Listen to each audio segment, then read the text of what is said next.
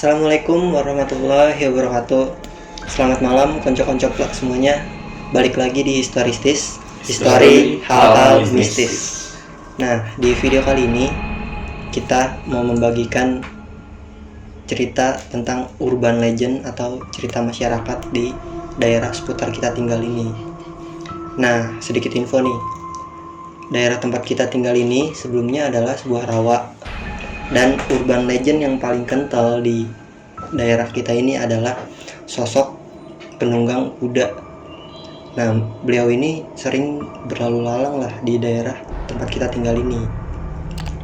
Tapi sebelum kita mulai ceritanya nih, gue pengen tahu dulu dari sudut pandangnya si Rian. Karena dia ini bukan penduduk asli sini, atau bisa dibilang dia ini pindahan sejak SMP ya, Mat? Ya, sejak SMP. Nah, awal cerita nih gue pengen tahu dari lu dulu nih, Mat. Gimana, Mat? Nah, jadi benar yang lo bilang, yang dari awal gue pindah juga yang kental banget gue dengar tuh urban legendnya tentang ya delman itu. Iya. Kan gue pindah ke sini tuh waktu gue SMP. Sebelum gue tinggal di sini tuh gue kan tinggal di Jakarta ya. Jadi yang gue dengar tentang delman itu adalah si sosok penunggang kuda ini adalah jawara yang tadi lu bilang itu kan, yang sering berlalu lalang di situ, entah dia mau berangkat ke tempat kerjanya atau ke ladang, dari ladang ke rumahnya, itu lalu lalangnya lewatin lingkungan kita. Yang dulu kan lingkungan kita kan masih rawa ya, masih pohon-pohon. Yang sekarang setelah jadi perumnas, cerita itu masih ada dan masih terdengar di telinga kita. Jadi awal nih yang gue alamin ya. Jadi waktu awal gue pindah tuh gue masih biasa-biasa aja lah. Kan karena masih pindah, gue masih belum membaur sama lingkungan, terus juga belum kenal banyak orang kan. Gue biasa aja sampai akhirnya berjalannya waktu, gue membaur sama lingkungan, gue beradaptasi, dan akhirnya gue punya temen. Nah, gue cerita-cerita lah, ngobrol-ngobrol. Dan kalau di tongkrongan ya mungkin bisa dibilang nggak jarang kita ngobrolin tentang hal-hal kayak gitu.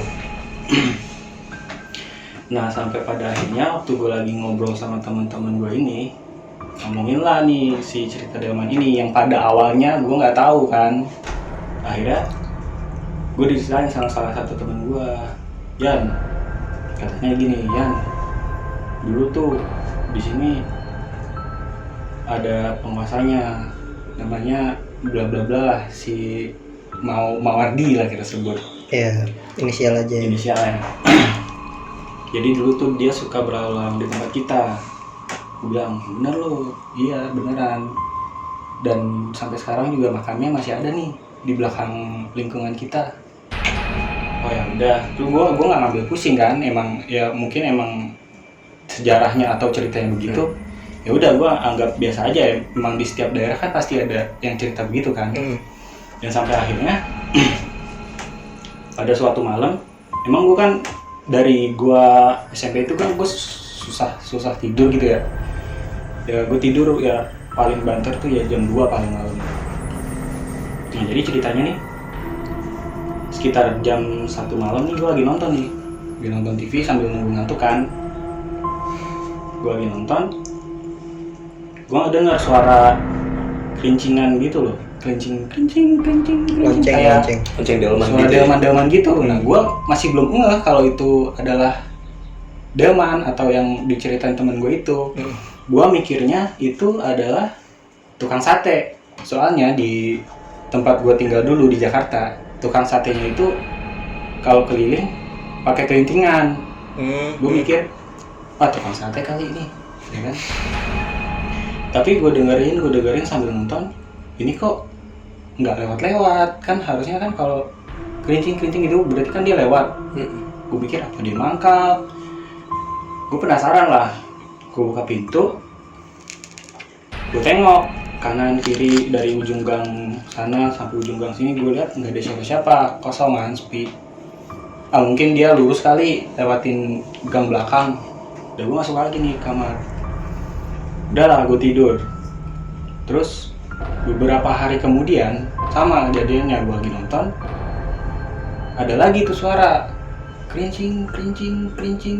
Nah tapi ini untuk yang kali ini suaranya tuh ngelewat depan rumah gue gitu, kayak dari ujung gang lewat depan rumah gue sampai ujung gang sananya lagi.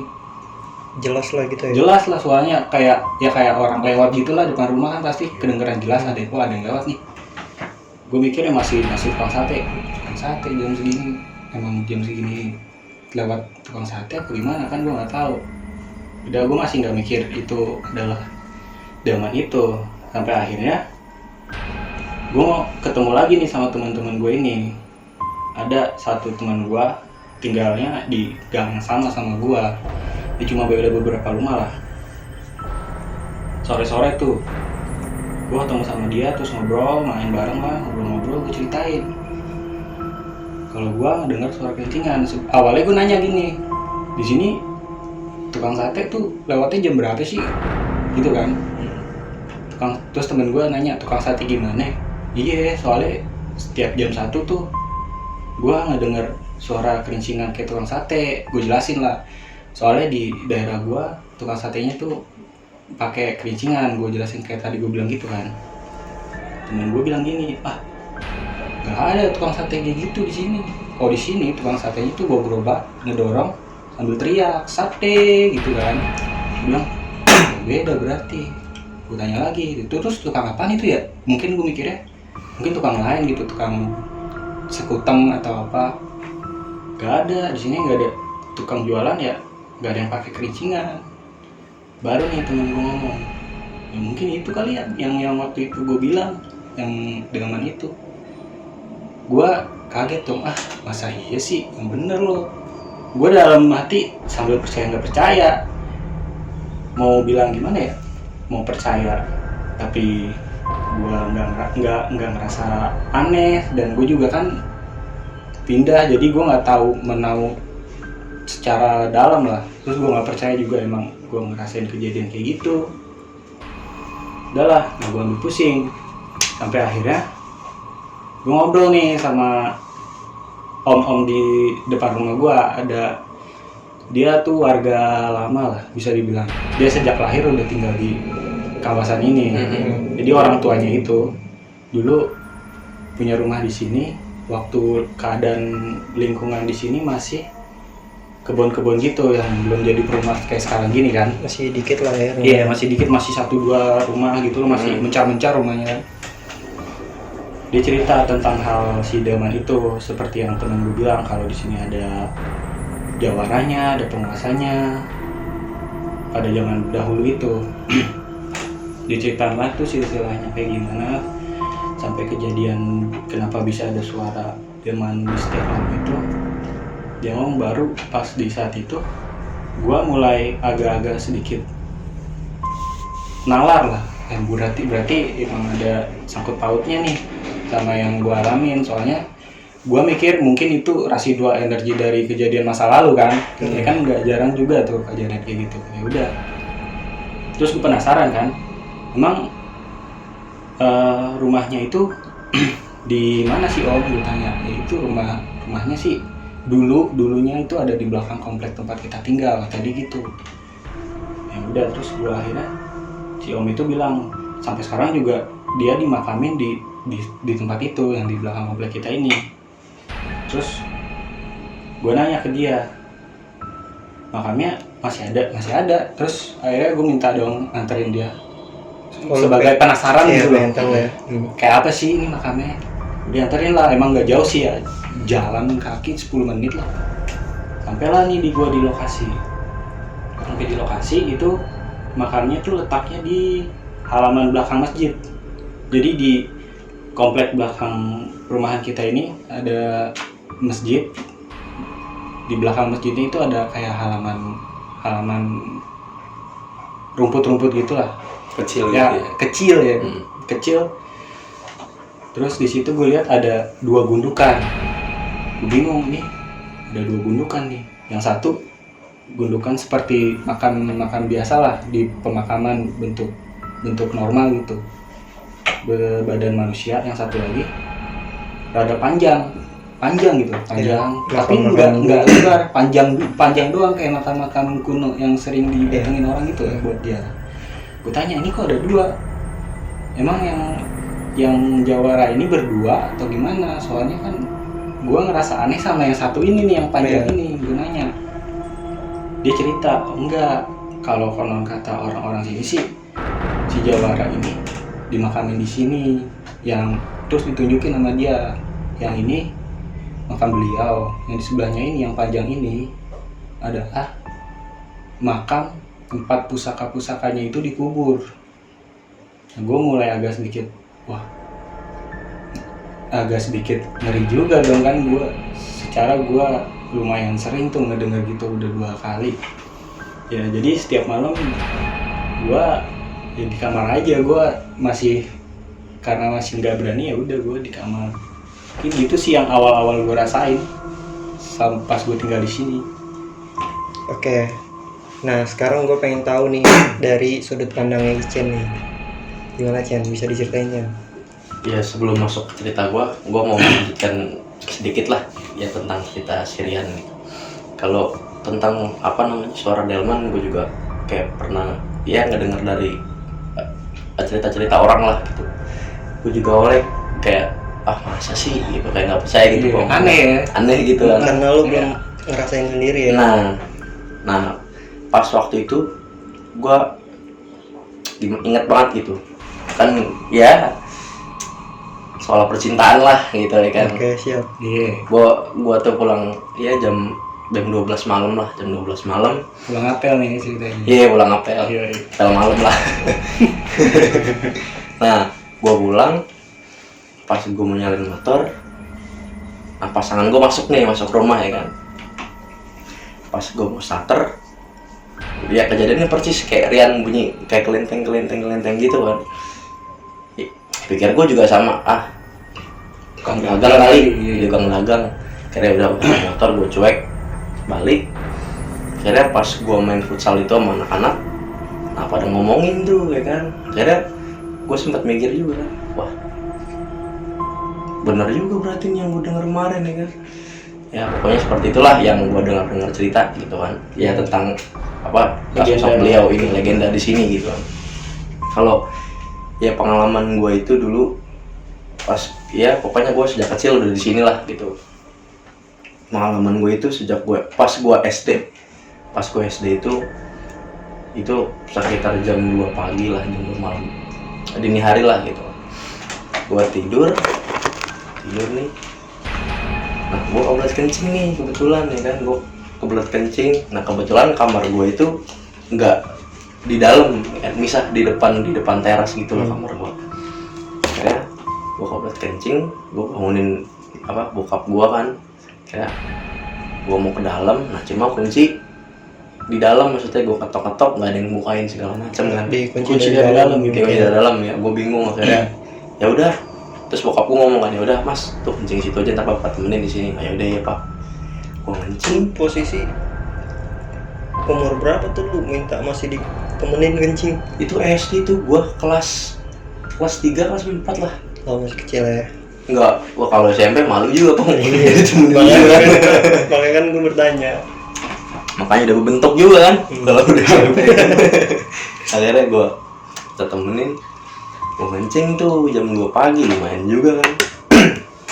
Gua ngeliat ke depan gang gua sepi gitu. Namanya anak kecil Bong ya kan, kayak ya penglihatannya masih agak-agak kayak sensitif gitu. Nah nggak tahu kenapa gue pengen ngeliat ke belakang gitu kan. Akhirnya gue ngeliat ke belakang, nah itu ada sosok Bong. Itu sosoknya gede, hitam, rambutnya panjang. Ya kan kalau ada dengar cerita orang mungkin itu genderuwo lah ya kan kalau kayak gitu sosok. Cuma ini ketawa. Dianya ketawa. Dia duduk persis banget di depan rumah teman gue. Dia duduk, pas gue ngeliat begini, nah itu belum ketawa Pong. Pas gue kayak, siapa sih?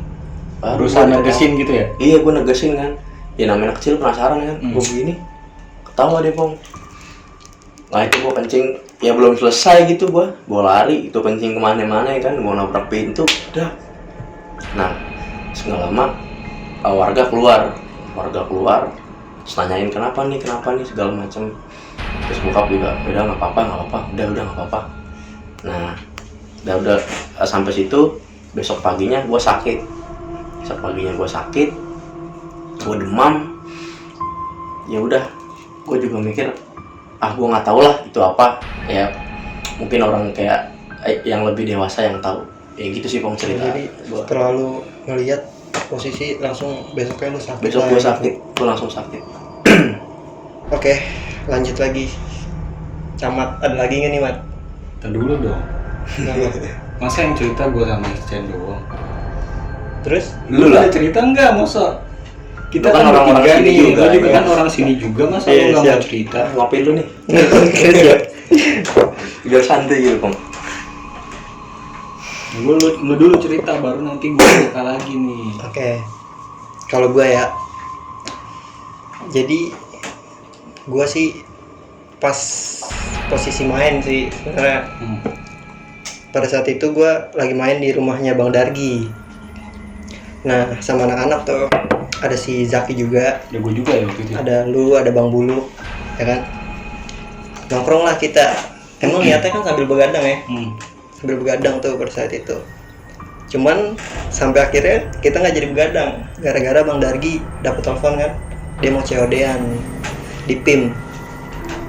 Nah si Bang Dargi ini ngajak si Zaki buat temenin dia, sampai akhirnya kan wah tuan rumahnya nggak ada, masa kita mau masih di situ sih. Akhirnya kita mutusin ya udahlah pulang aja karena udah malam juga, udah jam 2. Gue balik lah di situ karena emang posisinya pas main itu gue nggak bawa motor kan, gue bareng si Zaki tuh. Gue bawalah motornya si Zaki karena si Zaki ini memang sepupu gue, adik sepupu gue. Gue bawa motornya dia buat pulang. Masuklah gue ke gang, sampai di depan rumah gue buka pagar karena kan gue mau masukin motornya dia kan. Nggak mungkin gue taruh luar juga. Gue masukin motornya dia. Setelah gue mau tutup pintu pagar gue lagi, itu gue ngeliat di samping rumah gue ada sosok cewek lagi duduk. Kan memang rumahnya, samping rumah gue itu tingkat, lu tau lah rumahnya. Iya. Di balkon Nah, juga ya. iya, ada balkonnya. Nah, si cewek ini tuh duduk di situ sambil nguncang-nguncang kaki. Nah, yang kelihatan itu kaki cuma segini. Dia tuh kayak pakai panjang itu kayak daster, cuma putih semua, agak lusuh gitu. Terus kelihatan nih telapak kakinya itu hitam banget, kayak bocah kecil abis main nggak pakai sendal. Main lumpur gitu, kayak main kayak pasir lah. gitu ya. Kotor kayak gitu kan. Iya. Nah cuma posisinya si cewek ini itu ngebelakangin gua, jadi kayak gini. Terus posisi gua di situ lah. Iya. Nah tuh gua ngeliat dia tuh sambil kayak ngegerai-gerai rambut gitu. Nah rambutnya itu yang gua lihat agak pirang tapi ada uban-ubannya gitu, terus agak ikal-ikal gitu, lumayan panjang rambutnya segini. Nah gue panik dong karena gue nggak tahu. Setahu gue tetangga gue tuh nggak ada yang kayak gitu. Anjir ngapain Udah. juga tetangga Nah, lu duduk di balkon. Bayangin aja jam malam 2 lagi, malam ya. kan. Nah gue mulai parno nih di sini. Gue buru-buru lah tutup pintu, gue langsung lari sampai gue ngegebrak pintu rumah gue kayak jedar gitu. Saking gue paniknya gue langsung masuk ke kamar, gue usaha buat tidur. Nah besok paginya itu gue coba buat tanya sama tante gue. Gue tanyalah sama tante gue kan perihal hal yang kemarin yang gue ngeliat itu. Gue cerita ke dia dan ternyata gue juga baru tahu nih. Jadi sosok ini memang udah sering nampakin di tempat itu, di rumah tetangga gue itu. Ada sih cerita tentang sosok ini, itu memang ada, cuman kayaknya nggak bisa gue ceritain karena ini menyangkut perihal keluarga, nama baik keluarga seseorang. Gue juga nggak mau, Teman kita juga Om. iya gue nggak mau ngungkapin itu, nggak bisa gue ngungkapin, mohon maaf banget. Itu sih paling cerita yang gue alamin. Masih ada sih, masih banyak, cuman gue pengen balik lagi nih ke lu lagi.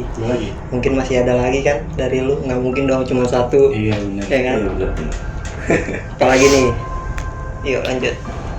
Jadi ini sama nih kejadiannya. Ketika gue lagi begadang, bukan begadang sih, sambil nonton TV. Enggak, sambil main PS gue waktu itu.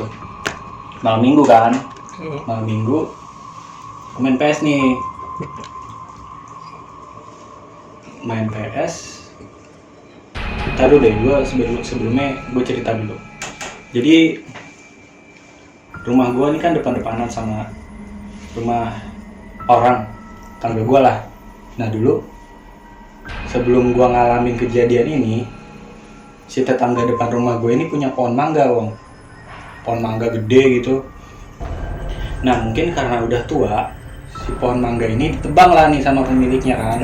Udah tua karena udah lapuk, takutnya ntar roboh gitu ya, gitu. Ditebang sama dia. Ditebang, habis ditebang udah.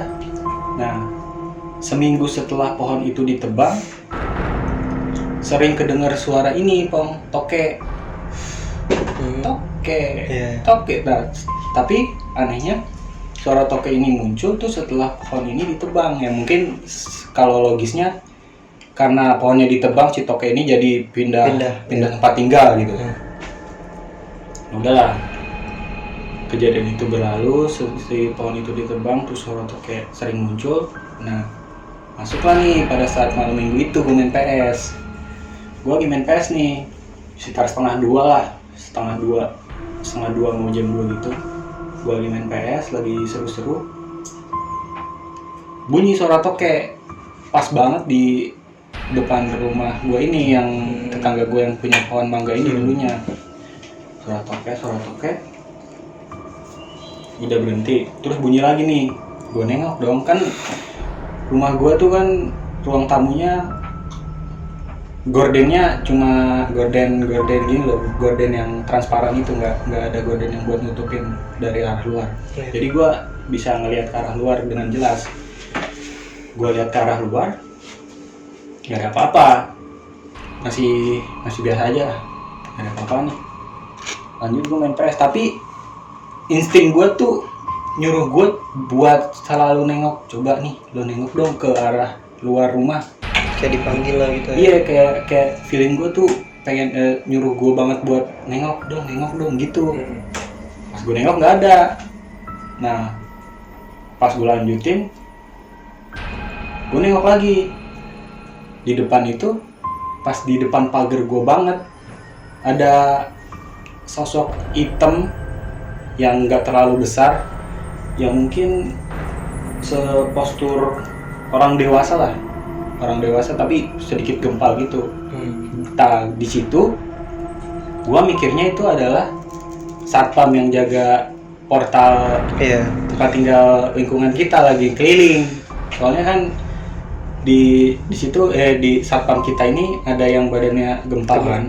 Gue mikirnya dia lagi keliling, si ini kali lagi keliling, lagi patroli gitu kan. Udah gue hiraukan, gue nengok lagi, dia masih ada di depan situ, masih ada di depan rumah gue mikir nih kok orang keliling tapi cuma berdiri di depan rumah gue doang gitu, di depan pagar. Gue liatin aja, nggak bergerak kayak gitu, nggak duduk sih, berdiri gitu sambil ngeliatin ke arah jalanan, sambil ngeliatin ke arah ujung gang gitu. Gue penasaran dong, ini ngapain sih nih orang di depan rumah gue berdiri. Gue takutnya ngapain gitu, maling, takutnya maling bukan satpam. Gue deketin lah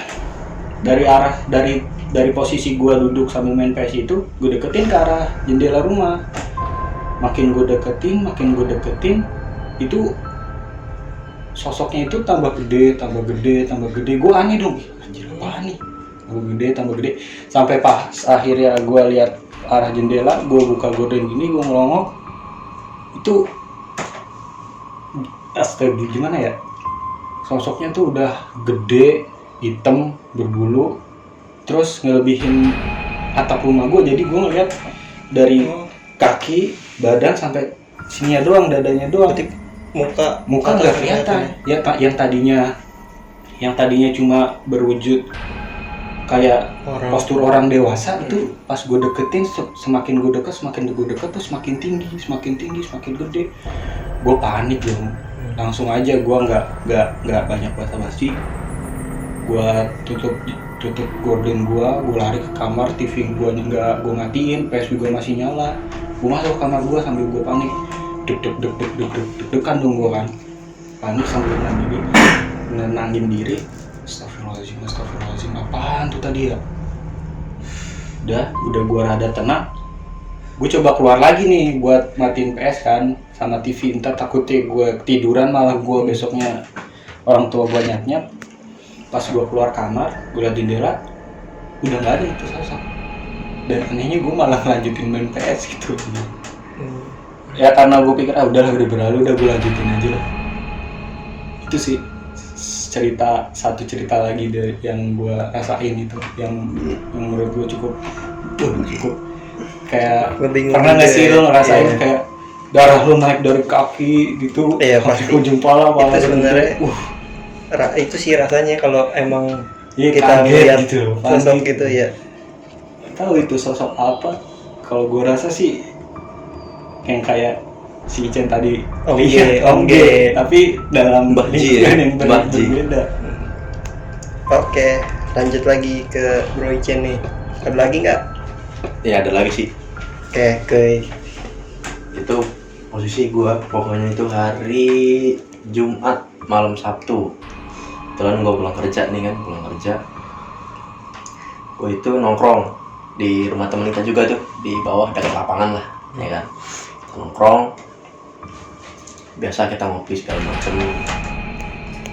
Terus ya pengen begadang cuman nggak jadi gitu kan. Kira jam berapa ya, jam 12 kita balik. Ya bisa lah ya kan, balik masing-masing ke rumah gitu. Kira gue pulang, gang udah sepi banget tuh. Kan biasa ada bocah-bocah nongkrong lah di belakang gitu kan. Ini udah bener-bener sepi, kosong, gak ada siapa-siapa. Pas gue masuk gang udah kayak wah nggak beres nih gitu kan, sepi nih. Lo udah ngerasain yang udah ngerasa nggak enak banget itu kan. Terus di gang ini dulu ada 2 rumah kosong di sini. Ya kebetulan di sebelah gua, sebelahnya lagi itu dua-duanya kosong. Yang lu udah dihapit ya, dua-duanya mau kosong. Nah berderet nih kosong nih kan, nih kosong di rumah gue. Kira gue balik, gue jalan. Tapi sampai sekarang masih ada kan yang kosong ya? Yang satu masih kosong, satu cuma kan? yang satu udah keisi. Ya alhamdulillahnya udah keisi gitu. Nah gue ngeliat yang udah diisi di situ. Gue balik, gue jalan. Gue sambil baca surat lah gitu kan, biar gue dilindungin gitu kan, biar gak ngeliat apa-apaan. Gue jalan. Cuma pandangan gue tuh kayak lihat gue kesini lah. Kayak gue tadi gitu ya. Nah iya, kira gue ngeliat nih, gue penasaran juga kan, gue lihat. Nah kan dia kan tingkat 2, nah di bawah tuh nggak ada apa-apa nih, udah nggak ada. Nah cuma tujuan gue kayak lu lihat ke atas dah. Oh iya. Kayak gue ngeliat ke atas nih, wah gue merinding nih. Kayak gue ngeliat ke atas, itu apaan? Jadi kayak gimana, orang ngintip, cuma matanya merah. Itu matanya merah. Gue bingung kan, Muka nggak kelihatan? enggak, jadi kayak mungkin ya rumah kosong gak ada warden lah, jadi cuman kayak Kaca. set. Nah itu doang. Gue bilang astagfirullahaladzim, itu apaan? Gue jalan cepat masuk rumah. Gue tutup pagar. Pas gue tutup pagar nih, bunyi suara kayak apa sih, benda jatuh gitu loh, butak. Dari arah rumah yang lo lihat mata itu? Ya mungkin gua kan juga kan namanya ada rumah kan banyak nih kan, gua nggak tahu itu entah itu musang, kucing atau apa. Gua situ positif aja, cuma ya gua ngeliat dari situ tiba-tiba ada barang jatuh gitu kan. Juga gua bingung juga lah, kayak oh ya udahlah, udah bismillah aja lah, udah gua masuk. Biasalah buat tenangin, gua wudhu baru gua tidur lah. Ya itu sih yang gua alamin pas waktu itu sih itu bang. Iya segala macem, tapi nggak ada impact apa-apa nih nggak ada efek lah. Tetap aja dia masih ngalamin kejadian janggal, kejadian aneh, kesurupan gitu. Nah, sampai pada akhirnya si kakek ini punya firasat, semacam firasat gitu, bahwa yang menyebabkan si cucunya ini sering kesurupan adalah, gue nggak tahu ya, ini menurut beliau ya, bukannya gue mengada-ngada atau gue musyrik. Menurut beliau, menurut feeling beliau, yang menyebabkan cucunya itu suka begitu adalah foto ini, lukisan ini.